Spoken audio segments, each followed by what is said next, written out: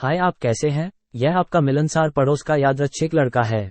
मुझे आशा है कि आप सभी अच्छा कर रहे होंगे और हिमालय की ठंडी लहरों से लड़ने के लिए गर्म चाय या गर्म दूध पी रहे होंगे। आज मैं दिल्ली, नोएडा, गुरुग्राम, गाजियाबाद आदि जैसे कुछ शहरों को देख रहा था। दूसरे शब्दों में, दिल्ली के आसपास सबसे किफायती इलाका। क्योंकि दिल्ली में आपको इतने ही पैसों में माचिस मिल जाएगी। इसका उपयोग ऊपर बताए गए फ्लैट खरीदने के लिए किया जा सकता है। आइए इस बात पर ध्यान न दें कि हमें दिल्ली में फ्लैट क्यों नहीं खरीदना चाहिए। आइए इसके आसपास के क्षेत्रों पर ध्यान केंद्रित करें, क्योंकि वे इन दिनों रियल एस्टेट निवेश का गर्म स्थान हैं। और सबसे महत्वपूर्ण बात यह है कि ये सभी मेट्रो के माध्यम से दिल्ली से जुड़े हुए हैं, जो आपको दिल्ली के केंद्र तक ले जाने में 20 मिनट का समय लेती है, जो कि कनॉट पैलेस है।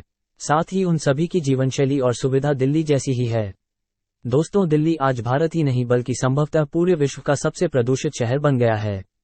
बहुत से लोग इससे बाहर निकल रहे हैं, हालांकि मामूली प्रतिशत, लेकिन भविष्य में ये संख्या बढ़ने की उम्मीद है। इसलिए 2005 में भारत का मध्यम वर्ग था, वे हाल ही में गांव से शहर की ओर पलायन कर गए थे। उनके पास ऋण पर एक फ्लैट और ऋण पर एक कार थी। आज उसी मध्यम वर्ग के पास 2 घर और 1 कार है। अब उनके पास द्वितीयक आय है। ये कहने के बाद आइए उस शहर पर ध्यान केंद्रित करें जहां आपको अपना द्वितीयक घर खरीदना चाहिए। नंबर 1, गुरुग्राम। हम इसमें नहीं जा रहे हैं कि क्या गुरुग्राम में ये या वो बुनियादी ढांचा है, मेट्रो, डीएलएफ आदि आदि। ये संपत्ति निवेश बाजार तभी सबसे अच्छा है जब आप एक बड़े खिलाड़ी हों, पहले से ही अमीर, क्योंकि पूरे दिल्ली एनसीआर में गुरुग्राम की किराए से आय सबसे अच्छी है। इसका 80% हिस्सा किराए पर था। केवल कुछ अति अमीर बाहरी लोगों और स्थानीय लोगों के पास वहां घर थे, जो 2014 में बमुश्किल 20% थे। अब वह अनुपात बदल गया होगा। मैं कुछ ऐसे स्थानीय लोगों को जानता हूं जो किराए की आय से ही करोड़पति बन जाते हैं। इन लोगों ने बहुत पहले ही फोर्ड वेरिएंट खरीद ली थी और पूरे देश में इसे चलाया है। सभी किराए की आय से। एक कनाडा भी चला गया है, पुनः केवल किराए की आय से। उनके घर से किसी ने भी काम नहीं किया। अगर आप वहां जाएं तो 5-8 करोड़ रुपए हाथ में लेकर जाएं। मुझे संदेह है कि अब ये ज्यादा नहीं होगा। वहां गुरुग्राम के साथ कुछ मुद्दे हैं। एक, प्रदूषण हो सकता है, फिर रोड रेज, क्योंकि स्थानीय लोग करोड़पति हैं जिनकी शारीरिक फिटनेस की संस्कृति है, तो गुड़गांव के लगभग हर कोने पर एक शराब की दुकान है। इसलिए बहुत सारे रोड रेज और हिंसक शारीरिक झगड़े होते हैं। यदि कोई किराएदार अपना मकान खाली नहीं कर रहा है तो उसे पीटें और बाहर निकाल दें। ये गुरुग्राम का दर्शन है। अगर किसी ने गलती से आपकी कार को टक्कर मार दी तो उसे तोड़ दो और उसे भुगतान करो। और आप जानते हैं कि हमारे देश में पुलिस कितनी अच्छी तरह काम करती है।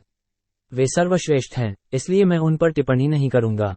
इसलिए यदि आप वहां 20 साल तक रहने वाले हैं तो इस प्रकार के मुद्दों से बाहर निकलने का रास्ता सुनिश्चित करें।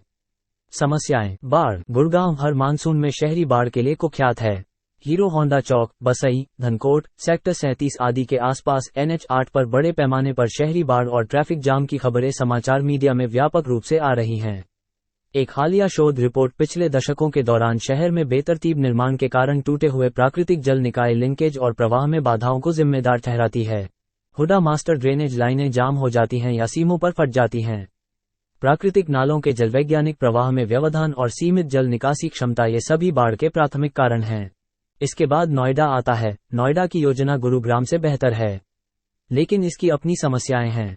जैसे स्थानीय लोगों को हाशिए पर नहीं रखा जाता, वैसे ही गुरुग्राम के स्थानीय लोगों को भी।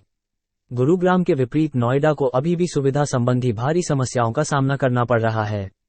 बाजार बहुत दूर हैं, और जब आपको वस्तुतः हर चीज के लिए कार की आवश्यकता होती है तो इसमें बजट का एक बड़ा हिस्सा लगता है। यदि आप मेट्रो स्टेशन के पास नहीं रह रहे हैं, नोएडा में गुरुग्राम की तरह किराया अधिक नहीं है, लेकिन फिर भी पूरे एनसीआर क्षेत्र में किराया काफी अच्छा है। फिर नोएडा में अपराध का मुद्दा है। जेबतराशी या झपटमारी नहीं जैसा कि हर दूसरे भारतीय शहर में होता है, बल्कि सशस्त्र डकैती है। अन्य भारतीय शहरों में आपकी जेब कटती होगी, यहाँ वे बस आपके सिर पर एक तात्कालिक बंदूक रख देंगे और आपका मोबाइल और पर्स ले लेंगे।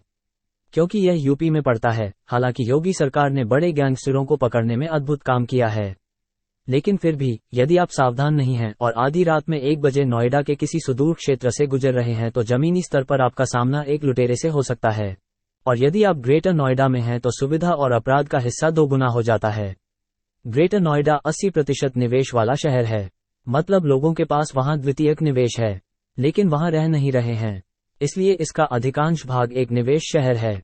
जब मेट्रो पूरी हो गई और चलने लगी तो ग्रेटर नोएडा में जनसंख्या और संपत्ति में उछाल होना तय था, लेकिन ऐसी कोई बात नहीं हुई। फिर अब वे कह रहे हैं कि जेवर हवाई अड्डा कुछ निवेश परिणाम ला सकता है, लेकिन हवाई अड्डा और एक समर्पित माल ढुलाई गलियारा परियोजना भी है जो बोदाकी से शुरू होती है। अब तक उनमें से किसी ने भी कोई परिणाम नहीं दिखाया है। 2020 में केवल कीमतों में बढ़ोतरी हुई थी, क्योंकि लॉकडाउन के कारण दिल्ली के लोग एनसीआर के उस क्षेत्र में चले गए थे। लेकिन फिर भी मैं कुछ और छोटे शहरों को जानता हूं जहां लोग लॉकडाउन के कारण पलायन कर गए और उन शहरों की कीमतें दोगुनी हो गई, ग्रेटर नोएडा से भी ज्यादा। करनाल की तरह हरियाणा का एक छोटा सा शहर। जेवर और डीएफसी परियोजनाएं बड़ी परियोजनाएं हैं जिन्हें बनने में कई साल लगेंगे, और उतने समय में सरकार बदल सकती है, नीतियां बदल सकती हैं। 2007 से ग्रेटर नोएडा में संपत्ति में अपेक्षित उछाल नहीं आया है, सिवाय लॉकडाउन के बाद संपत्ति में बढ़ोतरी के। ये बढ़ोतरी छोटे शहर करनाल की बढ़ोतरी से भी बड़ी नहीं थी। इसलिए वर्षों और दशकों तक प्रतीक्षा करने के बजाय लोगों को गुड़गांव या नोएडा से शीघ्र वापसी का लक्ष्य रखना चाहिए, या NH-24 के किनारे नोएडा के गौर सिटी 2 के अपार्टमेंट खरीदें। यहां तक कि राजनगर के फ्लैटों ने उन लोगों को अच्छा रिटर्न दिया जिन्होंने 2007 से अब तक वहां निवेश किया था। मान लीजिए कि आपको 2010 से 2023 तक 10,000 किराया मिला। ये किराए से 18 लाख और फिर कुछ प्रशंसा होगी। समय सबसे ज्यादा मायने रखता है। ग्रेटर नोएडा के निवेशकों को कुछ नहीं मिला। इसके बजाय अब वे लंबे समय तक प्रतीक्षा अवधि में फंस गए हैं। अब वे अपना ग्रेटर नोएडा का घर बेचकर करनाल में घर भी नहीं खरीद सकते। लॉकडाउन के बाद करनाल में एक घर की कीमत 5 करोड़ है। नहीं उन्हें किराए से अच्छी आय मिल पाती है, और उनकी एकमात्र उम्मीद डीएफसी और जेवर हवाई अड्डा है। हवाई अड्डे की बात हो रही है। अगर मैं उड़ रहा होता, मैं लखनऊ या आईजीआई हवाई अड्डे पर उतरना पसंद करूंगा। मैं जेवर क्यों उतरूंगा? मैं बस आईजीआई पर उतर सकता हूं और वहां से ग्रेटर नोएडा के लिए मेट्रो ले सकता हूं। आईजीआई ने अपने बुनियादी ढांचे में 3 और रनवे भी जोड़े, लेकिन अभी भी किसी ने कल नहीं देखा है। ग्रेटर नोएडा के निवेशक बस एक ही उम्मीद कर सकते हैं, एक बेहतर कल की आशा करें, जबकि आप कहीं न कहीं बीच में फंसे हुए हैं। इसके बाद गाजियाबाद आता है। गाजियाबाद का सबसे बड़ा प्लस पॉइंट सुविधा और सामर्थ्य है। किराया रिटर्न भी अच्छा है, और आप वहां इसके फ्लैट आसानी से खरीद सकते हैं।